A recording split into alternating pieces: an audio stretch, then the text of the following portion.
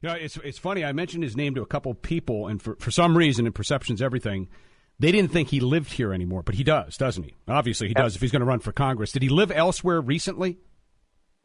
You know, as far as I know, he's a lifelong Tulsan. I think he moved away for a little bit while he was coaching out of state. But he's a lifelong Tulsan. I believe he goes to the same church he went to when he was a little kid, downtown Tulsa. He went to Tulsa Public Schools. I mean, he's a Tulsa product. Mm-hmm. Now, what do you need for this draft Dave Rader movement? Is he requiring you to come up with X amount of supporters, or before he seriously considers doing this? And what is involved in running against an incumbent like Sullivan in the Republican primary? Well, and once again, you got to remember that this isn't a group that we said, let's go ahead and just try to make people mad and try to stir things up. But it's something that we're passionate about as far as getting somebody in like a Dave Rader. And in the likes of that, there isn't a set number. He just wants to see that the support's there. Mm-hmm. You've got somebody that, we're not going after saying, look at his voting record, because I can't say that he's voted that bad on a lot of, he votes pretty much a rubber stamp. And that's not the issue here. We're wanting somebody that's more innovative. Mm-hmm. And I believe that Dave would be that guy.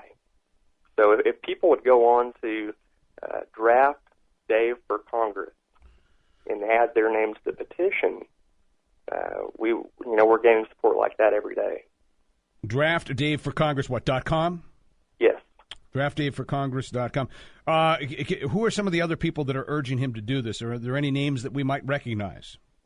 Yeah, and you can go to DraftDaveForCongress.com and check out some of the names. We're adding, unfortunately, our website we just got put up, mm-hmm. and we're trying to backtrack now and add names to it every day that people that have been writing into us and emailing. Mm-hmm. But that's just a process that you'll be seeing change in the next few days. But there is a list right now, probably, 40 or 50 people on it.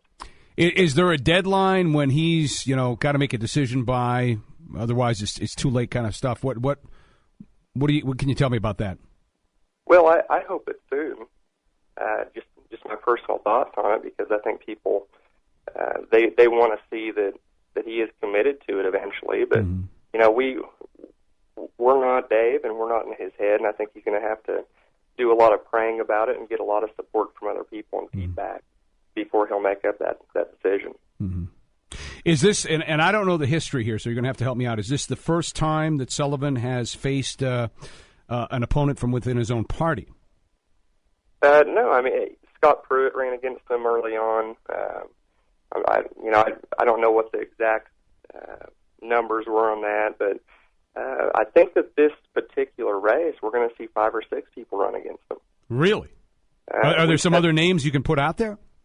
Well, I think that 2 people have officially announced, but I'm a little uncomfortable throwing those out right now. I think people can, I don't want to mispronounce any of the names or anything like that, but I would guess, just from the people that we've talked to, I met one gentleman at the Tulsa Women's Club that said he was going to run. I met another. Are these Republicans, by the way? Yeah. Okay. Yeah, these are all so Republicans. you're saying 4 to 5 in addition to Dave that are going to run on the Republican side against Sullivan? Well, and like I said, if Dave makes his mind up to do that, then that would be the number that I've counted. Mm-hmm. So I don't think that this is, I kind of feel like if that's the case, that this is a pretty vulnerable seat. Yeah. And I definitely don't want to lose a seat to a Democrat. Yeah, that would seem to indicate that there's a lot of discontent from within his own party with his performance or lack of a performance. If there's that many people that would actually throw their names, I mean, viable candidates throwing their names into the ring. That's right. Yeah. Well, that's the way we see it, and we definitely want to keep a good conservative leader in the first district. But mm-hmm. at the same time, you start looking at the leadership that's there, and sometimes it's good for a change. It's healthy. Competition's good. It's healthy. And at the same time, I'm also a proponent of term limits, and I think that when you're there almost a decade, let's take a look at what you've done.